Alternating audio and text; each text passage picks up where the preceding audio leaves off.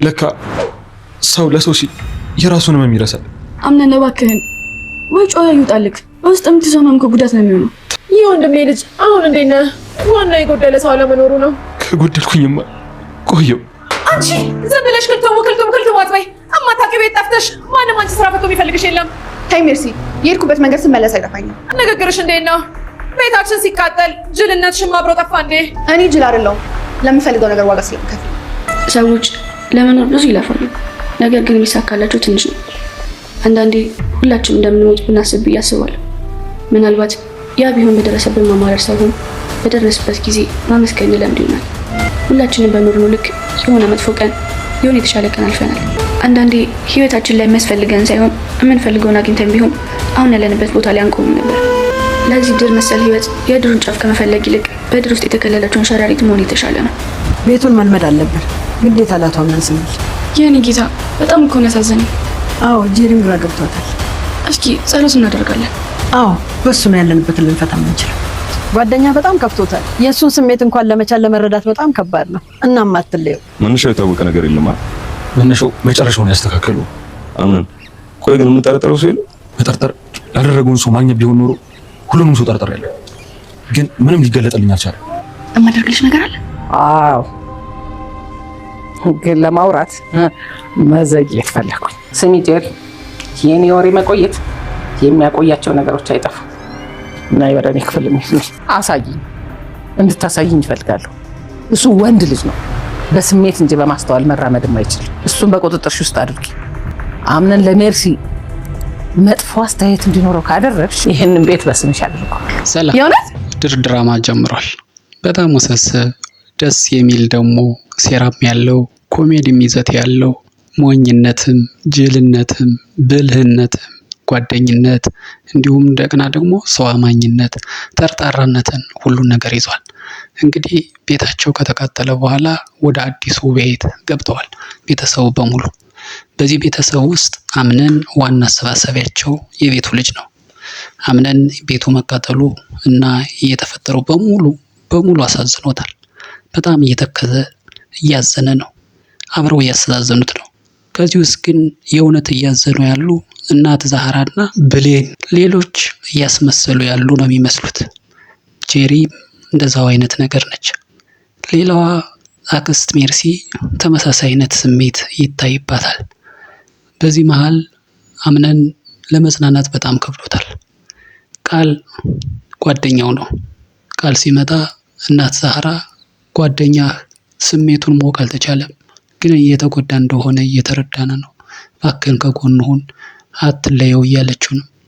በመሃል አያታቸው አያት ሴማ መጡ። አያት ሴማ አክስት ሜርሲን አትወዳትም። እናም ለአምነን ሚስት ለጄሪ ሜርሲን እንዲጠላት ካደረግሽ እኔ ይህንን ቤት በስምሽ አደርግልሻለሁ ስላለቻት ጄሪ እንግዲህ በሷ ላይ ደግሞ የታሰበው ገና አላየችም። አሁን ቤቱን ስለማግኘት ብቻ ነውና በጣም ደስ ብሏት ቤቱን እየለካች ትገኛለች። የሚገርም ነው ሰውን ለማጥፋት ይህንን ጉድ ሁሉ ያደረገችው ግን ደግሞ ዋናዋ ማን ብትሆን ጥሩ ነው? ሲፈን ከአሁን በፊት ቤተሰቧ እናቷ ተበድላለችና የእናቷን በቀል ለመበቀል ያደረገችው ነውና ሙስጠፋ ይቆጣታል። ይሄ ያደረግሽው ነገር ጊዜ ቆጥሮ ቀን ጠብቆ መራስሽ ላይ ይመጣል፣ እንዴት ይሄን አላሰብሽም እያለ ይላታል። ለእኔ ምንም አይደለም፣ የእናቴን ግማሹን በቀል ተበቅያለሁ፣ እሱንን ስላደረኩኝ በሞትም እንኳ ምንም አልከፋም እያለች ነው። ሙስጠፋ እንግዲህ ሲፈን የምትወደው ይመስላል፣ ግን ሙስጠፋ ደግሞ ባህሪው የሚጨበስ ሰው አይደለም። ሌላ ሰው አስቀምጧት እየጀነጀናት ነው። ደግሞ ሌላው በዚህ ድራማ ላይ በጣም ኮሚክል የሆነ ያለው ጄሪና ብሌን ጓደኛሞች ይመስላሉ። ግን ብሌን ተኝታ ባለችበት ጄሪ ድንገት ደረሰችና አፍና ለመግደል ያሰበች ትመስላለች። በጣም ተደስታ ወደ እሷ እየቀረበች እያለ እንግዲህ የታየው ነገር ለማፈን ይመስላል። እንዴት ነው ይሄ ነገር? ያምነን ጓደኛ ቃል ግን ብዙ ነገር እየጠየቀው ነው። በዚህ ጉዳይ ላይ ግን ማንን የጠረጠርህ? መነሻውስ ምን ይሆናል ብለህ ታስባለህ? እያለ ይጠይቀዋል። አምነን ግን መነሻው ምንም ይሁን ምን ይህንን ውጤት ባዶ አድርጎኝ ሄዷል። መጠረጥረው አለ ወይ ላልከኝ ደግሞ መጠርጠር መፍትሄ የሚያስገኝ ቢሆን ኑሮ መጠረጥር ነበረ። ግን ምንም ብጠረጥር የመጣልኝ የለም እያለ ይጨነቃል። ሁሉን አሳጥቶታል። ያሳጣው ሰው ደግሞ ማን እንደሆነ እስካሁን አላወቀም።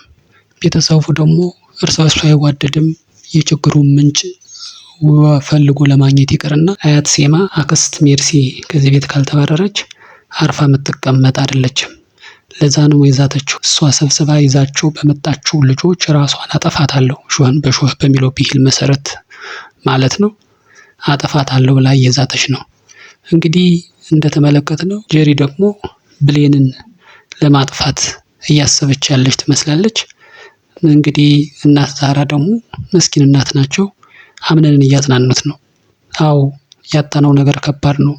እናትህ ሰማሃል እንደ ጓደኛ እንጂ እንዳሰሪ አይደለም መለከታት። እሷ ስትጠፋ ጎደሉ። ግን አይዞህ እናትህ ሆናለሁ እያለችው እያጽናናችው ነው። እንግዲህ አምነን ወደ ቀደመ ማንነቱ እንዲመለስ ደግሞ ጓደኛው ቃል እየመከረው ነው። በቃ ሀዘን ይወልዳል። እንግዲህ ለሚቀጥለው መበርታት ወደ ስራ መመለስ አለብህ እንጂ በዚህ መቀጠል የለብህም። እዚህ ትካዜ ውስጥ በዚህ ሙድ ውስጥ መቀጠል የለብህም እያለው ነው። እስኪ አምነን ከዚህ ሙድ ይወጣ ይሆን? በጓደኛው ጥረት፣ በእናቱ እናት፣ በአያቱ፣ በሴማ እርዳታ እንዲሁም በዛህራ እናት ዛህራ እገዛ አምነን ከዚህ ስሜት ይወጣ ይሆናል ተብሎ ይታሰባል። ሲፈና ሙስጠፋ ደግሞ ነገሩን ያውቃሉ። ግን ሙስጠፋ ይህ ነገር የተመቸው አይመስልም። ሲፈን ደግሞ በአቋሟ ጠንታለች። እነሱስ ሚስጥር ያወጡ ይሆን? እናያለን። እንግዲህ ሜርሲ አክስት ሜርሲም አያት ሴማን የወደደቻቸው አትመስልም። እንዲያውም አያት ሴማ ቁጭ ባሉበት መጽሐፍ እያነበቡ ስትመለከት እኔ ስለምን ይቅርብኝ ያለች ትመስላለች። አቶሚክ ሃቢት የሚለውን መጽሐፍ ገልብጣ ይዛ ነበር።